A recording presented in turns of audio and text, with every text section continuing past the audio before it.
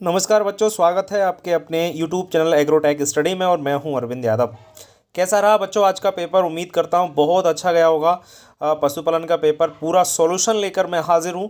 जो भी पेपर है ओटी सहित पूरा हम लोग आज सॉल्यूशन करने वाले हैं। आज का जो पेपर था जिसमें आपका कैसा रहा है आप कमेंट बॉक्स में लिख कर जरूर बताइएगा। पहले आप सॉल्यूशन देख लीजिएगा कि आपकी ओटी कितनी सही है, कितने क्वेश्चन आपके सही गए हैं। और हमारा जो जिन बच्चों ने हमारा सब्सक्रिप्शन लिया था उनमें से उनका कितना परसेंट फंसा है वो लोग खुद ही बताएंगे। अभी कमेंट बॉक्स में आप लोग बता सकते हैं। और जनरली आपको पता ही है लगभग 70 से 80% हमारे आपको पता है नोट्स से ही फंसा है पूरा। और बाकी चार से पाँच ओटी ऐसे आए हैं जो बच्चों के गलत हुए हैं, तो उनके बारे में भी हम लोग चर्चा कर लेते हैं कि वो क्यों गलत हुए हैं और क्या उनमें पूछा गया है। ठीक है, तो ज़्यादा समय खराब नहीं करते, शुरुआत हम लोग कर लेते हैं इस पेपर के सॉल्यूशन की। तो बच्चों देखिए, ये जो सेट है हमारे पास एक सेट आया है, इस प्रकार का सेट है, कोई सा भी हो सकता है सेट, देख लीजिए आप लोग, है ना। तो इसमें जो प्रश्न है कैसे पूछे गए हैं देखिए आप लोग। पहला क्वेश्चन आपका है कि हे में नमी परसेंट पूछी गई है। हे में नमी कितना होती है? तो आपको पता है कि हे में नमी जो होती है 80 से 85% तो उसमें शुष्क पदार्थ होता है। कितना परसेंट? 80 से 85। अब लगभग 15 से 20% आपका क्या होता है, उसमें नमी होती है। ठीक है ना। तो इसका जो आंसर ना तो 15 से 20 दे रखा है कहीं भी, तो इसका जो आंसर होगा वो सही होगा आपका 10%। इसमें लोग 10 कर आए होंगे, उनका सही है। ठीक है ना। 10 जिन्होंने किया उनका सही है। नमी 10 से 15 भी कई जगह लिखी हुई है, कई किताबों में आपको 10 से 15% भी मिल जाएगी, तो ये आपका सही है।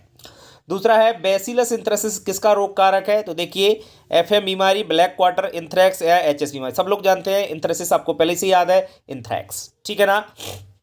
आगे बात करेंगे हम लोग। तीसरा आपका है हाइपोफाइसन तकनीक किससे संबंधित है? सुअर से, मछली से, बकरी से या गाय से? हाइपोफाइसन तकनीक संबंधित है बच्चों किससे? मछली से। आपने ये लगाया हुआ, आपका सही है। हाइपोफाइसन तकनीक क्या होती है आप लोग जानते हैं कि इसमें फॉलिकुलर एक नाम हार्मोन होता है जो मछलियों को लगाया जाता है, मतलब डाला जाता है उसमें पानी में, जिससे खाकर मछलियां आपकी प्रजनन क्षमता उनकी बढ़ जाती है। वो हाइपोफाइसन तकनीक है, आपको पता हो, ये क्वेश्चन भी मैंने कराया है।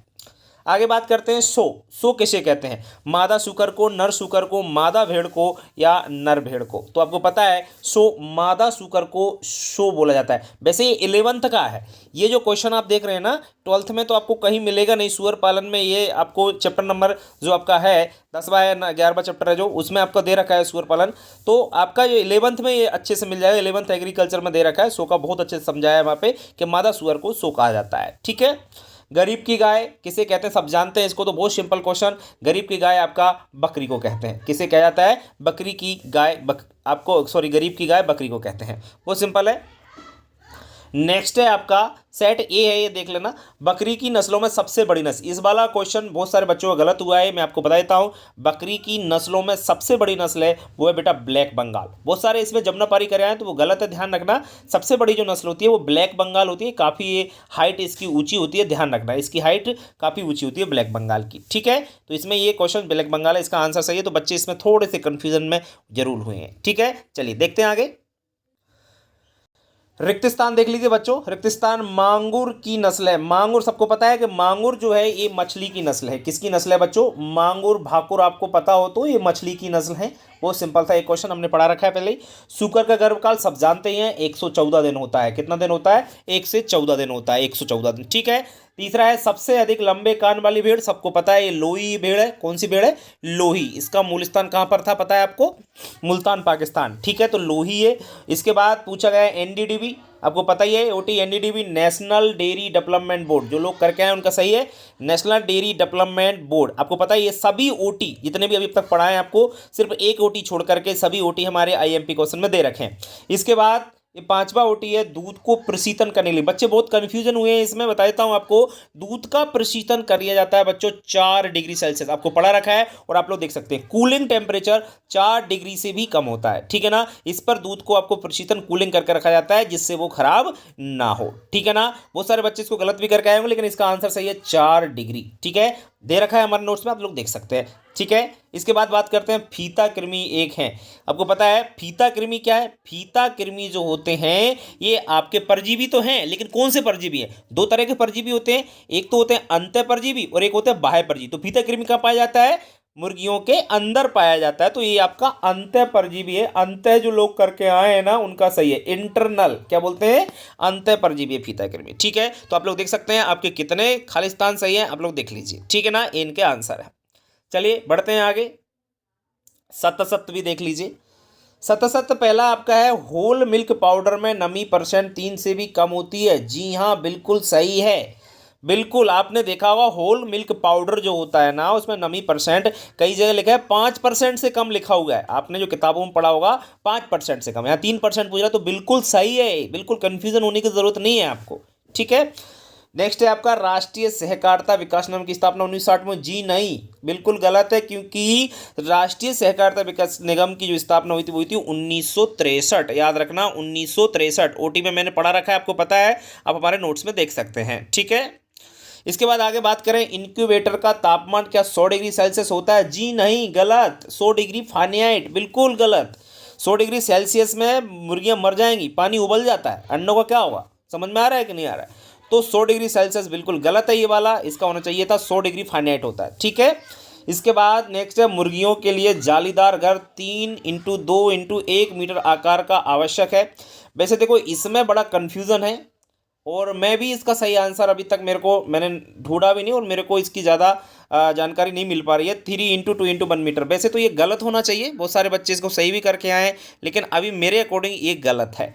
बाकी फिर भी जब तक फैक्ट नहीं मानेंगे, जब तक पूरा इसका क्लियर नहीं हो जाता, तो 100% ये कन्फर्म नहीं है, इस पर थोड़ा सा ध्यान रखें आप लोग। ठीक है, पांचवा बच्चों देख लो, गहरी बिछाली पद्धति मुर्गी से संबंधित है। बिल्कुल सही है, जी हाँ, गहरी पद्धति आपकी मुर्गियों से ही संबंधित है। हड्डी चूरा कैल्शियम का अच्छा स्रोत है। बिल्कुल सत्य है, हड्डी का चूरा कैल्शियम से अच्छा ही स्रोत होता है। फास्फोरस और कैल्शियम हड्डी चूरे में पाया जाता है, आपको मालूम होगा। ठीक है, तो इसमें एक में कन्फ्यूजन है, बाकी सब आपके मैंने बता दिए किसमें क्या आएगा। ठीक है, चलिए अब बढ़ेंगे हम लोग आगे। नेक्स्ट आपके जोड़ियां आप लोग कैसे करके आए? जोड़ियां आप लोग मिला लीजिए। सबसे पहले गलघोंटू, तो बहुत सिंपल है। गलघोंटू आपकी जो होता है पास्चुरेला बॉबी सेप्टिका, आपको पता है गायों में होता ही है, कोई दिक्कत नहीं है। लंगड़ी, लंगड़ी आप लोग मिला के आई होंगे, क्लास्ट्रीडियम सोवियाई, सब अच्छी प्रकार से दे रखा है हमारे नोट्स में, आपने देखा होगा।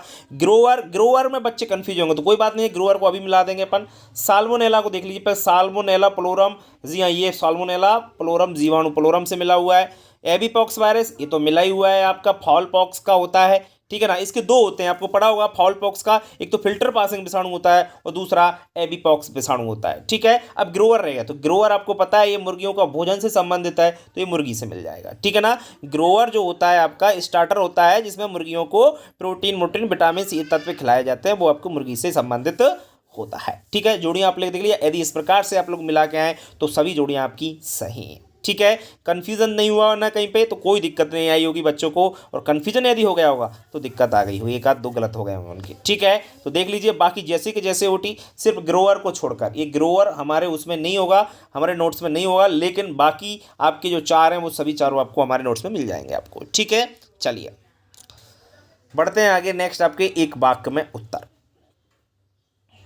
सॉइलिंग की परिभाषा पूछिए, तो आपको पता है कि सॉइलिंग जो होता है आपका क्या होता है, पता तो है कि नहीं है आपको, कि चारा काट करके वो सीधा पशु के सामने आप लोग डाल देते हो, ताज़ा चारा पशु को खिलाया जाता है, उसको सॉइलिंग कहते हैं। बहुत सिंपल है, डेफिनेशन पूछी थी, आपको पढ़ा रखा है, अच्छी प्रकार से मालूम होगा। दूसरा है पैर डुबकी। पैर डुबकी में उपयोगी एक रसायन, आपको बोलते हैं, इसको फुटबाथ बोलते हैं, पैर डुबकी को क्या बोलते हैं? फुटबाथ। तो फुटबाथ जो कराया जाता है इसमें केमिकल होता है, आपको पता है फुटबाथ कराने के लिए क्या होता है, इसका हम लोग लाल दवा बोलते हैं। केमिकल नाम इसका क्या होता है आपको पता है? लाल दवा का कॉपर सल्फेट। क्या होता है? जिसे हम लोग नीला थोता, लाल दवा नहीं सॉरी, नीला थोता, याद रखना, नीला थोता इसको बोलते हैं, कॉपर सल्फेट जिसको बोला जाता है। लाल दवा तो पोटेशियम सल्फेट को बोलते हैं, गलत हो जाएगा, लाल दवा नहीं बेटा। ठीक है, ध्यान रखना, इसको बोला जाता है आपका कॉपर सल्फेट। ठीक है, क्लियर। इसके बाद तीसरा देखिए, दूध में उपस्थित केसीन को स्कंदित, स्कंदित का मतलब फटाकर करके बनाए जाने वाला पदार्थ का नाम लिखिए। सबको पता है बच्चों, मैं अभी अपने ऑफलाइन वाले बच्चों को बताया था कि प्रोटीन जब फटता है तो क्या बनता है? पनीर बनता है। क्या बनता है? पनीर बनता है आपका। ठीक है, और जब केसीन प्रोटीन है, आपको पता है केसीन क्या है? दूध में पाए जाने वाला प्रोटीन है, तो इसलिए ये फट करके आपका क्या पनीर बना के निर्माण करता है। और कार्बोहाइड्रेट फटता है तब क्या बनता है? तब दूध से दही बनता है, ध्यान रखें थोड़ा सा। ठीक है, तो जिन बच्चों का सही हुआ अच्छी बात है, कोई बात नहीं। आइसक्रीम का ओवररन सूत्र आपको पता है कि अच्छी प्रकार से ये मैंने दे रखा है अपने नोट्सों में। आइसक्रीम का ओवररन सूत्र क्या होता है? आइसक्रीम बनाते समय जो उसमें जो हवा प्रवेश कर जाती है वही उसका क्या कहलाता है? आइसक्रीम का ओवररन कहलाता है। ये तो डेफिनेशन है। तो ओवररन का जो सूत्र है आपको पता है, ओवररन परसेंट बराबर जो आपका आइसक्रीम का आयतन माइनस आइसक्रीम में हवा का मात्रा बटा हवा की मात्रा। ये आपने देख लिया होगा, वहां पर देख लें इंटू 100 करके। थोड़ा सा इसको देख लेना, मेरे को अच्छी प्रकार से अगर याद नहीं है तो इसको अच्छे से आप लोग देख लें, ठीक है। 5 बार रानीखेत बीमारी का अन्य नाम सब लिख के आए होंगे कि रानीखेत बीमारी को सबसे पहले आपको पता है कि इसको सन 1906 में, कब? 1906 में बच्चों कहाँ खोदा गया था? इसको न्यू कैसल्स नामक स्थान पर। कहाँ पर? इंग्लैंड में न्यू कैसल्स, इसलिए वहां पर इसको न्यू कैसल्स बीमारी के नाम से ही जाना जाता है। तो इसका दूसरा नाम क्या है? New Castle's. यदि आप लोग करके आए होंगे तो आपका सही है। और आपको मैंने उसमें दे रखा है, आपको पता होगा जब मैंने पढ़ाया था तब उसमें आपके जिन लोगों ने सब्सक्रिप्शन ले रखा था वहाँ पे मैंने अच्छी प्रकार से पढ़ाया है तो उन्होंने वहाँ पे देख लिया होगा। और नहीं देखा है तो हमारे जो आईएमपी नोट्स है ना उनमें भी ये रानीखेत के बारे में बताया गया है, ठीक है। चलिए, तो ये ओटी थे सभी ओटी। उम्मीद करता हूँ आपके, अगर बहुत सारे बच्चों के कुछ गलत हो गए हैं तो उनको मैं बता देना चाहता हूं कि लगभग 3 से 4 ओटी गलत हुए हैं बच्चों को। ज़्यादातर ये कहना है कि सब 3 से 4 ओटी हमारे गलत हो गए हैं, तो कोई बात नहीं है। क्वेश्चन आंसर तो बिल्कुल पूरे में से पूरे आए, एक भी क्वेश्चन आंसर ऐसा नहीं है जो फंसा ना हो। देख लीजिए आप लोग, क्वेश्चन आंसर आप लोग देख सकते हैं। उत्तम साइलेंस के गुण लास्ट ईयर भी पूछे, अब की बार पूछ लिए। नीचे पूछा हे बना आप पूछता हूँ कि हानियाँ कैसी होती है, आपको पता है बहुत सिंपल क्वेश्चन है, दोनों ही आपके वो मैंने पढ़ा रखे हैं और उसमें भी दे रखे हैं। थैलेला रोग का रोग कारक पूछ लिया है और कोई एक उपचार, सिंपल सी बात है। थैलेला रोग का रोग कारक क्या होता है? मैस्टाइटिस डिजीज है, इसका रोग कारक क्या है आपको पता ही है, पहले से है ना, पढ़ा रखा है मैंने। स्ट्रेप्टोकोकस लेक्ट या स्ट्रेप्टोकोका ही है, अब इसका कारक तो पता ही है। उपचार अपन लोग क्या कर सकते हैं इसमें? थनों में आपको जो है दवाई लगा सकते हैं या आपकी गिल्सरीन लगा सकते हैं, वो आपका एक ट्रीटमेंट आप लोग लिखाए होंगे, सिंपल सी है। इसके बाद दूसरा विष ज्वर का पूछा, मतलब इंथ्रेक्स रोग के लक्षण पूछे, सिंपल सी बात है। इंथ्रेक्स रोग आपको अच्छी प्रकार से मैंने दे रखा था। शहरी बकरी, देखो बर्बरी के बारे में पूछ लिया, पूरा ही आ गया, देख लीजिए। एक विशेषता भी पूछ ली। दूध की रानी सबको पता ही है कि हमारी सानेन बकरी होती है, इसका रंग कैसा होता है सबको पता है, दूध आपका इसका रंग होता है सफ़ेद ही होता है जनरली इसका रंग। इसके बाद बीकानेरी भेड़ पूछे बच्चों, सिंपल सी बात है। बीकानेरी भेड़ का मूल स्थान बीकानेर राजस्थान है। विशेषता पूछ ली तो पता है, इसके बालों से क्या बनाई जाती है सबको पता ही है, कारपेट बनते हैं। और आपका इसमें हिसारडेल भेड़ की भी पहचान पूछ ली, तो एक आपको पता है एक ऐसी भेड़ है जो कि संकर नस्ल है भेड़ की। इसके बाद क्रीम का औसत संगठन पूछा है और अथवा में मक्खन का, तो मक्खन का, क्रीम का थोड़ा कठिन पड़ा होगा आपको, तो मक्खन का आप लोग बहुत आसानी से लिख कर आ गए होंगे कि इसमें 80% तो आपका क्या होता है पता ही है आपको, और 20% क्या होता है, तो 80% तो फैट होता है सबको पता है, और 20% क्या होता है इसमें नमी रहती है। बाकी आपको पता है जो नमी नमी है उसमें क्या क्या है, थोड़ा थोड़ा आप लोग 3.5% लैक्टोज, ये सब चीज़ें आप लोग लिख के आ गए हो, बहुत सिंपल है, मैंने उसमें दे रखा है, आप लोग देख सकते हैं हमारे आईएमपी नोट्स में, ये सब कुछ मिल जाएगा आपको। जिन्होंने पढ़ा होगा उन्हें अच्छी प्रकार से करके आए होंगे ये वाले क्वेश्चन। और देख लीजिए, घी में बसा तथा नमी परसेंट पूछे। घी में बसा पता है आपको 99.5 होता है, अब 0.5 जो बचा वो क्या होती है, नमी होती है, तो ये बिल्कुल सीधा चलता क्वेश्चन, एक लाइन में खत्म कर दिया होगा। अथवा में मक्खन बनाते समय आवश्यक कोई 2 बातें, सबको पता है कि मक्खन बनाते समय कौन सी बातें याद रखनी है कि मक्खन बनाते समय आपका जो भी मक्खन आप किससे बना रहे हैं, दही से बना रहे हैं, क्रीम से बना रहे हैं, वो आपको ध्यान, साफ़ सफाई का ध्यान रखना चाहिए। और आपको सही टेम्परेचर पर उसको आपको क्या करना है, दूध को पहले आपको ठंडा गर्म जो भी चीज़ है, साफ दूध लेना चाहिए, गर्म करना चाहिए, नमी इतना, ये सब चीज़ें हैं, बहुत सिंपल है आपसे बता। चेड्डर पनीर का संगठन, ये तो आपका कठिन आ गया, ये बच्चों से बना ही नहीं होगा। हाँ, दही का संगठन बहुत सिंपल है, ये आप लोगों ने बहुत अच्छे से कर दिया होगा। दही का संगठन क्यों कर दिया होगा, कि दही का संगठन आपको पता ही है कि जो दूध का संगठन होता है वही दही का होता है, थोड़ा सा अंतर आ जाता है सिर्फ किसका, अम्लता का, जिसके कारण वो खट्टा हो जाता है। बाकी दही कहाँ से बनता है आपको पता है, दूध से ही बनता है, तो सिंपल सी बात है ना। इसके बाद पशु को दवा देने की विधियां मैंने बोला था, ये 3 साल से लगातार पूछ रहा है और चौथे साल भी ये पूछ ली दवा, लो ये मैंने बोला था कि इनको याद करके जाना, और ये पूछ लिया। और अथवा में प्रोब का पूछा, स्पैचुला और डोकिंग मशीन, सबको पता है कि स्पैचुला दवा मिलाने के काम आता है, डोकिंग मशीन आपके पशुओं की जो भेड़ होती है जनरली उसकी पूंछ के बाल काटने के काम आता है, और प्रोब जो होता है ये दवा लगाने के, जो मलहम लगाने के काम आपका इसका प्रयोग किया जाता है। बाकी दवा देने की विधि ये भी आ गई, बताओ, बहुत सिंपल है। पशु को स्वास्थ्य अच्छा नहीं होने के कारण पशु बीमार क्यों हो जाता है आपको पता है, स्वच्छ भोजन नहीं देते हो, उसको खाना सही से नहीं देते हो, संतुलित आहार नहीं देना, पशु पर ध्यान नहीं देना, जिस कारण पशु के खराब लेके आए होंगे। बीमार पशु के लक्षण, ये तो आप लोग बिल्कुल रट के गए होंगे, तो ये तो बहुत सिंपल है। इसके बाद आइसक्रीम के 3 खाद्य महत्व, आइसक्रीम क्या आपको पता ही है खाने से क्या होता है, 3 खाद्य में, तो बहुत सिंपल है क्वेश्चन, आपको दे रखा है, आपको मालूम होगा। ये सभी क्वेश्चन, एक भी ऐसा क्वेश्चन नहीं बेटा जो हमारे आईएमपी क्वेश्चन बनाओ, आप लोग जिन लोगों ने पढ़ा है उनको बता सकते हैं वो लोग। आइसक्रीम की खाद में आता है तो इसमें कुल्फी बनाने का चार्ट आ गया, फ्लो चार्ट मैंने ऑफलाइन में पढ़ा है, ऑनलाइन में नहीं पढ़ा है, ये बात मैं जरूर कहना चाहूँगा। कुल्फी वाला फ्लो चार्ट ऑफलाइन में जरूर मैंने पढ़ाए थे, लेकिन ये पूरी विधि बतानी होती है, इसमें कुछ नहीं है, ऐसे लिखना होता है कि सबसे पहले ताज़ा दूध लेंगे, फिर उसमें एक तीर लगाया, फिर ये लेंगे, देन फिर इस प्रकार से नीचे इस प्रकार से फ्लो चार्ट आपका रेडी किया जाता है। पर मैंने ऑनलाइन में, लेकिन ये क्वेश्चन जरूर बताया है आपको, ऑनलाइन में आपको पता होगा।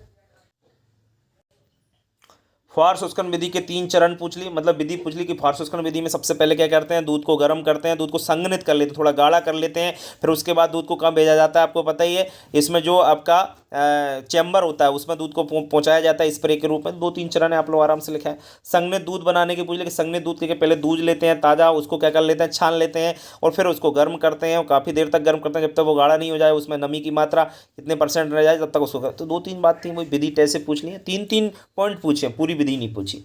आदर्श राशन के 4 गुण, देखो बहुत सिंपल, 4 नंबर में क्वेश्चन पहले चैप्टर से पूछा है। आदर्श राशन सस्ता होना चाहिए, स्वादिष्ट होना चाहिए, पाचनशील होना चाहिए, बहुत सिंपल, आप लोग करके आ गए होंगे इसको तो।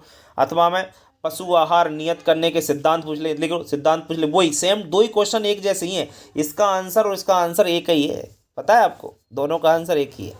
ठीक है, इसके बाद पशु की जांच के उद्देश्य, आपको पता ही है, अच्छी तरीके से पढ़ा रखा है आपको, जिसने पढ़ा होगा, बहुत सिंपल क्वेश्चन है। पशु जांचकर्ता के पूछ ले लो, वो आपका जांचकर्ता, उसके गुण 4 नंबर, बहुत अच्छे प्रश्न पूछे हैं बच्चों, और पूरे मेरे आईएमपी क्वेश्चन दिए हुए हैं बच्चों। मुझे बहुत खुशी हो रही है कि जो मैंने दिया उसमें वही सब कुछ फंस गया, सबसे अच्छी बात ये रही। 19वां क्वेश्चन देख लीजिए बच्चों, अंडा उत्पत्ति को प्रभावित करने वाले कारक, अंडोज उत्पत्ति को प्रभावित कौन कौन से करते हैं, बहुत अच्छे से पढ़ रहा है। इनक्यूबेटर के लाभ आ गए, बहुत सिंपल क्वेश्चन आ गया बच्चों। और 20वां क्वेश्चन मैंने कहा था कि रानीखेत लास्ट ईयर भी पूछी, अब की बार भी पूछ लिया इसके बारे में। और चिरकालिक श्वसन, इसके बारे में हम लोग बात कर रहे थे कि रोगजनक और लक्षण, ये भी पूछ लिया। मतलब बहुत सिंपल पेपर आया है, क्वेश्चन आंसर बिल्कुल ईजी है, एक आध क्वेश्चन को छोड़ करके, एक आध 2 क्वेश्चन तो जनरली रहता ही है, ओटी में 3-4, तो लगभग अच्छा बच्चा ढंग से पढ़ा होगा तो गारंटी से 65 नंबर, 60 से 65 नंबर 100% वो अच्छे से लाएगा 70 में से, ये मेरी गारंटी है। पूरा आईएमपी क्वेश्चन हमारे में से फंसा है, जिन बच्चों ने पढ़ा है वो कमेंट बॉक्स में लिख कर जरूर बताएं, जिन लोगों ने हमारा आईएमपी लिया है वो जरूर बताएं कमेंट बॉक्स में लिख करके, ठीक है ना बच्चों।